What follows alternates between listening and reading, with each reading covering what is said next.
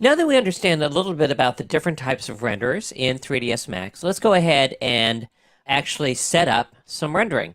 So we can go into the render setup window and we can set our renderer. And regardless of which renderer we set, we will have a number of common parameters. Now, probably the most important one is whether or not you're rendering animation. So we can set the time output to single, or the active time segment, which in this case is 0 to 150, or a range. And then if we want to, we don't have to render every frame. We can render every other frame or every third frame. And we can also render very specific frames. So if you want to give it a list of frames, you can. I'm going to leave this at single. And then what do we want to render? Do we want to render the whole view or just a selected area or a crop, which is kind of nice? And then this one's really important, the output size. Do you want to render at what aspect ratio? In this case, I have it set to HD TV. And then you can click on a number of presets. Do we want it to be 1280? Do you want it to be 2K? I'm going to select something a little bit smaller just to render faster. But again, you can set whatever width and height you want for your scene.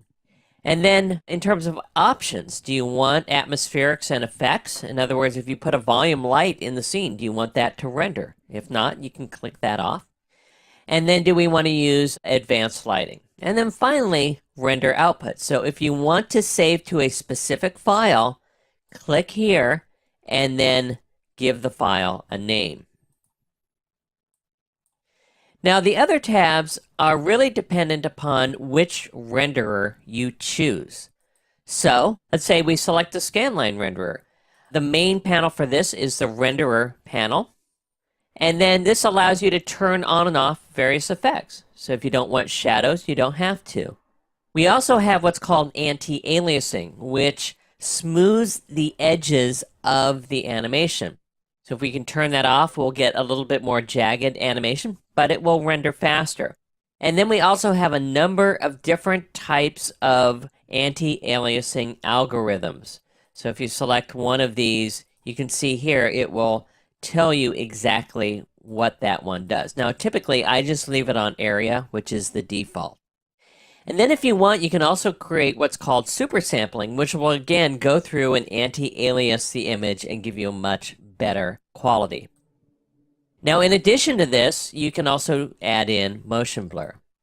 Now, if we change the renderer to, say, the mental ray renderer, you'll see that we have a number of other options here. And again, under renderer are the main ones. So instead of anti-aliasing, this one has what's called sampling quality. This quality slider here will determine the quality of the renderer. And this will determine how much it samples the image and how good the image looks.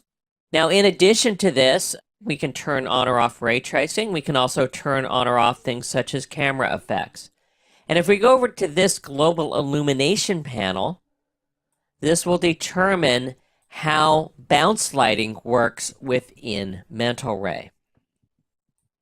Now, finally, we also have what's called the Art Renderer, which is the Autodesk Ray Tracer. Now, this one is actually pretty simple. We have one tab here for the Art Renderer. And then we have render quality. So the higher the slider, the better the quality, and the longer the render. Now, if we want to, we could also set it by a specific time. If you want just a 5-minute render, you can set it to that. Or you can set it to how many times does it go over the image, which is kind of just another way of doing the same thing. And then you can also set things for how fast you want to trace, or do you want to do what's called advanced path tracing, which is a much higher quality. Again, are choosing between speed and quality. And then do you want to do filtering? Now, this is similar to anti-aliasing in that it will filter the image after it's created to improve the quality. So as you can see, each renderer has its own way of setting quality, and each renderer also has very fine control over how those images are rendered.